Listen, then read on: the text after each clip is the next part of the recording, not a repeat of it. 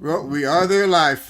Right. For those who are starting in early, Tommy and I still saying hi to each other. So we do this just the pre-moment event to let you guys share in the background part of this. We'll do a homework session that for those who are joining us today, thank you very much for doing that.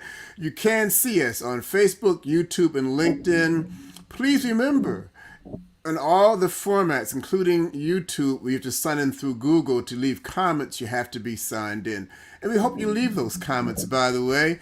And certainly it's important to me, it's important to Tommy, but the theme of this, for those of you who are new to us, is that Tommy says anybody who wants to be can be a confident public speaker. And I'm saying, well, easy enough said, from coming from a shy introvert. But I'm chasing him around the ring. I have to condition myself now when we're not talking Monday morning to just keep up to this guy who's rope-a-doping and everything else as he's scurrying Nice. around, trying to convince me that this stuff works. But however, that commercial break again, for those of us who don't see us live, remember, you can still sign in and make your comments. You can view the video, make your comments. We do audit those comments, so we'll bring them on board for your questions, your queries, your support, your non-support, whatever it might be. Tommy and I have focused quite a bit on the value of public speaking, not so much the value, the mechanism, the mechanics of public speaking. Be confident, Ah. practice. What we haven't really talked about is the why factor. We talked about the what, but the why. And it occurred to me that we're doing this not because some people like to perform. And if that's where you are, and I think Tommy's certainly in part in that category, then go with it. I got things to do. So why am I bothering? And so ultimately, it's maybe Tommy will give his version of it, is to present your business. And I say that because as I've observed people back in the day, we had physical confrontations of people talking, and even on the Zoom invites, people will be asked, okay, who wants to go first in giving your soundbite? And not many people raise their hands. And people have confided me in private that, well, they don't feel their business is that exciting. They sell screwdrivers, they sell hammers. And if they don't feel confident about their business, they can certainly be shy about presenting their business. And so Tommy is also, he works with people who want to help be a better presenter of business. I won't say a salesman, but that kind of makes it different. But so Tommy, the question to you in this roundabout manner is, I don't see how people can be confident speaking publicly no matter how much they practice if they Right. don't feel good about what they're representing. So how do you work with people who may fall in that category? Well, I like what you said there, and it's true. I imagine there are natural entertainers, people who like the entertainment, like the spotlight, and will do what it takes because that's what drives them. That's their why. So I like what you said. There are people whose why is to have people pay attention to them, whatever their reason is, but they enjoy it. They like being in the limelight and they like doing what they do. Uh, so with the why for most people in business, and I often say this, and you'll appreciate this because you're just that kind of a guy. It's Monday morning, and I know you're going to give me a. No, don't try to suck me in. Oh, Just okay. make your point. Let's see where this goes. So with that being said, if you're the face of the business, and a lot of people today are now more than ever, people have become, and I love how your mug matches your background. That's probably not intentional, but fabulous. Well, actually coordinated. Thank you very much. In fact, when I look at it, our shirts and your shirts are almost the same thing. Yeah, We could be I knew it. twins. We could be fraternal twins, folks. I'm the handsome one, Joe. Tom is There the you other go. twin. I'm the tall, dark one. You're the handsome one. So we're moving forward here. So, because really you're just wasting my time. When you think about it, if you're the face of the business, and a lot more people are now, they're becoming entrepreneurs or they're small business owners. They're no longer, working at the big corporations or they got laid off, whatever it might be. And when people start to think about being a business owner, one of the most powerful things you can do is be a good presenter.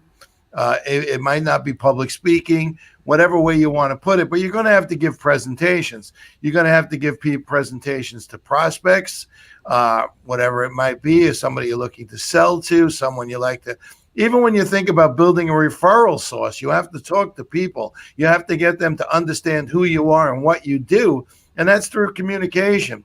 So giving a presentation, and you had mentioned how many people they say, hey, who wants to go first? And, nobody can hide under the table faster, right? So the answer is you have to be able to really want to. What's your why? I'm in business, and think about it. You know your why. I know my why. For me, most of the time, it's for people to get to know me, and then I can build from there, building rapport and giving a good presentation. As I say, if you're doing networking, giving a good presentation and having someone just turn around and say, wow, that was terrific. I'd like to learn more about what you do. You start to attract people in because of your message. And more importantly, you start to attract people in because of the messenger. My two favorite words, when it comes to giving a presentation. No, what do you need to, excuse me, what were those two words again? I forgot. well, what do you need to work on? Is it the messenger or is it the message? Okay. And that's the thing. So you do have, most people now have a message that needs to get out to the world. And all you need to do is improve the messenger and you'll be able to do that. The breakthrough that comes for you emotionally, when you become better at public speaking, confidence, competence all comes into play. I hear that. And but it still kind of goes back to my question. Rephrase that. Yep. I still don't quite get what you do in terms of your profession. So somebody comes to you. So I'll give you a hypothetical dialogue that somebody comes to you. They feel that Zoom or not, they need to present better their business. Right. And so part of your role, as I hear it, is being a confident public speaker. But if that person has doubts about what they're presenting, not that they have doubts about the purpose. I sell hammers, but what can I say that's exciting about a hammer?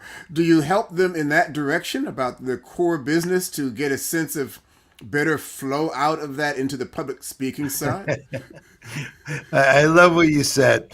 And it really takes me where we need to go today. It's do I sell hammers or do I help people who need to nail pictures up on their wall? Ah, good point. Right? Yeah. So now that's the way I look at it. If you go out and you just say, I've got hammers, and you're in a room full of people who use screwdrivers, you're wasting your time. So you got to move on. But you wouldn't know that unless you were able to make your pitch and tell people that, hey, I have hammers and I help people hang pictures in their house. So what it comes down to is just getting that point across. If nobody knows you have hammers, and I like to say this, if you play it too small, you can't help enough people. So what public speaking does and giving a better presentation, it makes you a little bigger than life. And some people get to the point where they become much bigger than life. Well, Bob, I'm going to interrupt, but you're much bigger than life. Bob Mitchell, hey, Bob, thanks for joining us. Bob, by the way, is an IT guy. Maybe we'll get him on one time. Yeah. He says, speaking of bigger than life. Yeah. Well, he says my message scares business owners. So how do you handle that in terms of scare? And maybe, I don't know if that's a positive message or a negative message. Do you want to scare them into action or scare them into inaction? Well, with Bob, we've often had many conversations, Bob and I. And, when you talk about scaring business owners or discovering their pain, that's how business is done. When you discover their pain, that somebody was hammering nails into their wall with their hand, after 6 months, their hand's going to look like chop meat. So you might help them out and say, listen, you no longer have to hammer nails in the wall with your hands. I have a hammer. So I understand Bob's point is he's saying scaring. It's finding their pain. What happens if your email goes down? What would happen if you lost 3 hours of your day of communication via the internet because your IT went down? See, he has a lot of built-in pain because what he does, if your business goes down off the internet, you're out of business for 3 hours. That could cost people a lot of money. But what I'm hearing here is it's one thing to scare them, but also offer value behind that. And so it's back to the thing I sell hammers that if you have something that needs to be hung up or it keeps falling because it hasn't been nailed in well, I provide your value to you. So that might be a confidence builder, I guess, conceptually. Well, you know what? Why do people go into business? Is it to help others? And, I like to think about it. Most people's businesses, no matter what they're doing, has to be and really, really importantly that we talk about this today, it has to be a solution to someone's challenge, right? We're in business as a solution to someone's challenge, no matter what you think of. My television set, it's no longer working. I need a new television set. Where do I go? Right? There's somebody has a solution to you getting a new television set.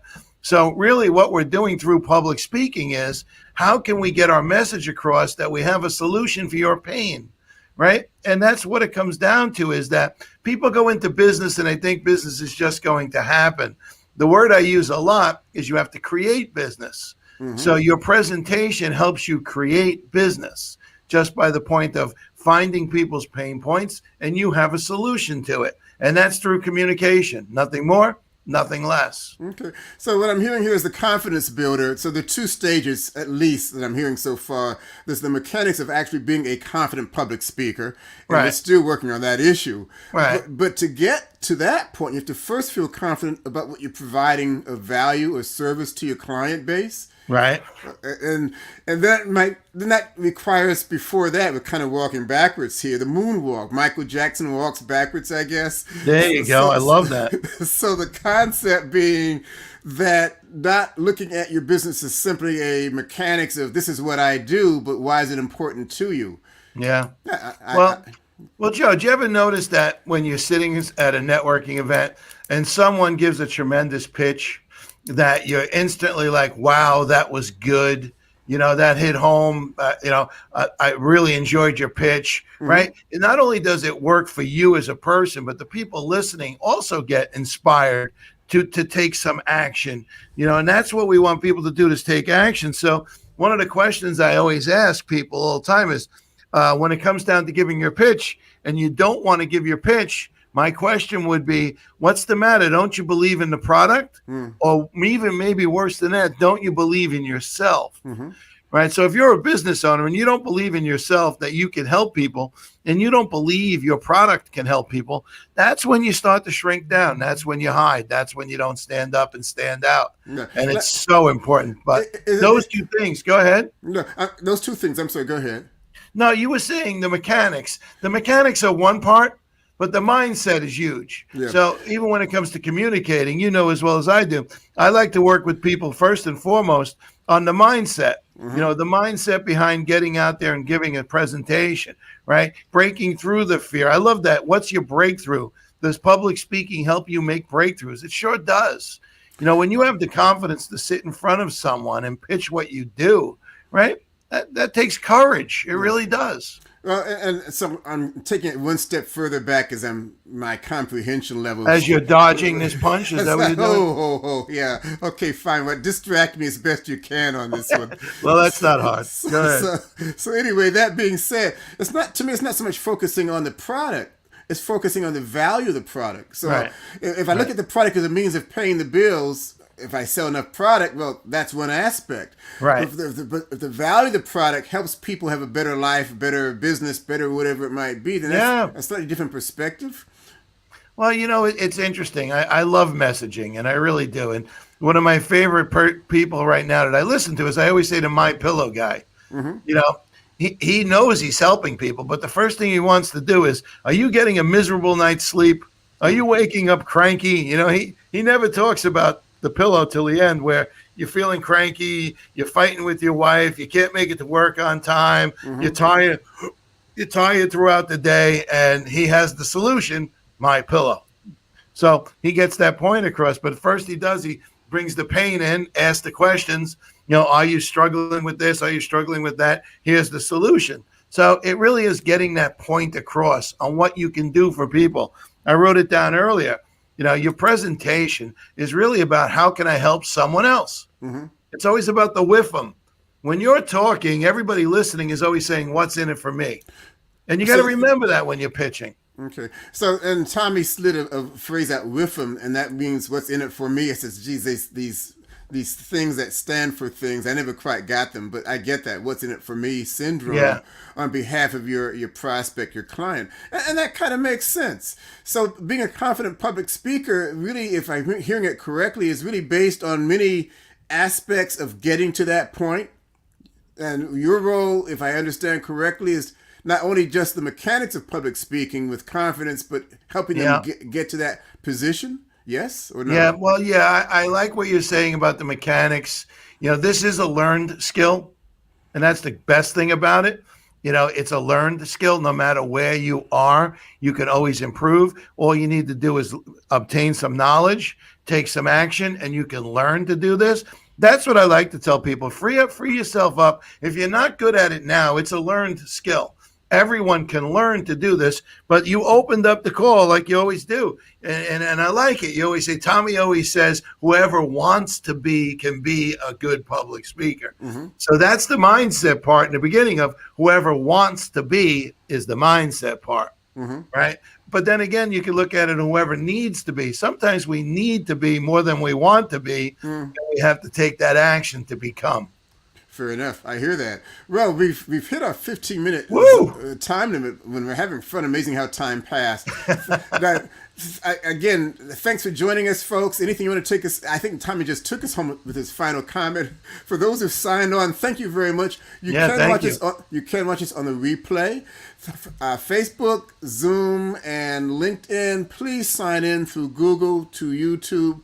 To leave comments. We do monitor those comments. I need everything you can give on us because I get tired of this chasing. Tommy wears me out. We do Monday morning because I'm supposed to be fresh with going on. And thank you for the thumbs up. We do appreciate that.